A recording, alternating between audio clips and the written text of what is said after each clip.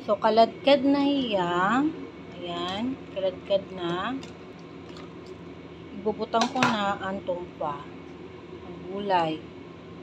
Kakamuton ko na lahiya at pagbutang. Malimpyon akong kamot ha. Paing nyo at sumiling na. Waray hugas-hugas. Ibubutang ko na hiya.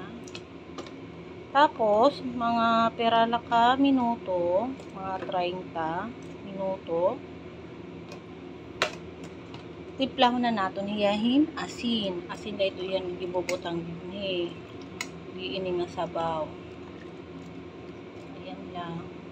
So, laton lang natin na kumulo utro tapos malutoan tongkwa. So ayan na. So habang naguhulat ako ang sabaw na maluto, maghihiwa ako han gulay na ampalaya. Kaya may ira gulay tapos may eda kita isda. Tapos may dapahin karni na yung maninipis na.